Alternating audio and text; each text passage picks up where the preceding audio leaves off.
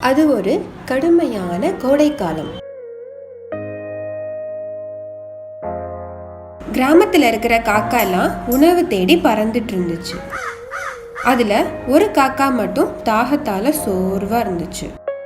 எங்கேயாவது தண்ணி கிடைக்குமான்னு தேடிட்டே இருந்தது.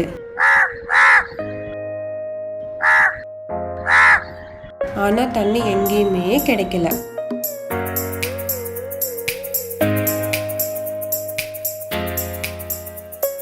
ரொம்ப நேரமா தண்ணி தேடியும் தண்ணி எங்கேயுமே கிடைக்கல.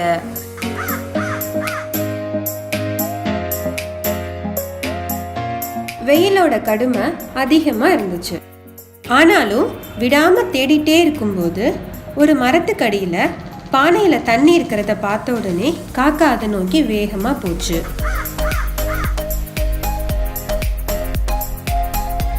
பானை மேல உட்கார்ந்து தண்ணி குடிக்க முயற்சி பண்ணும்போது அதுக்கு தண்ணி எட்டவே இல்லை.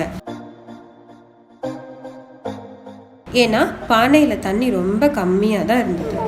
தண்ணி கம்மியா இருக்கிறத நினைச்சு வருத்தப்படாம அதை எப்படி குடிக்கலாம்னு யோசிக்க ஆரம்பிச்சது.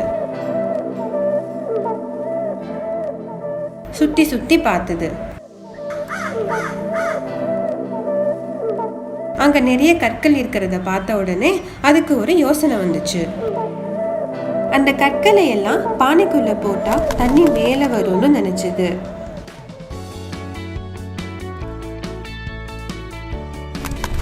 முதல்ல ஒரு கல்லை எடுத்துட்டு வந்து பானையில போட்டு பார்த்தது. அது எதிர்பார்த்தபடியே தண்ணியோட அளவு கொஞ்சமா மேல வந்தது. அதே போல கல்லை போட போட தண்ணி மேல வர ஆரம்பிச்சது.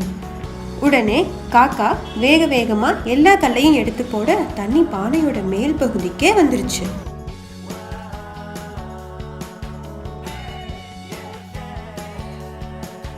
உடனே காக்கா அதை ரொம்ப சந்தோஷமா குடிச்சிட்டு பறந்து போயிடுச்சு.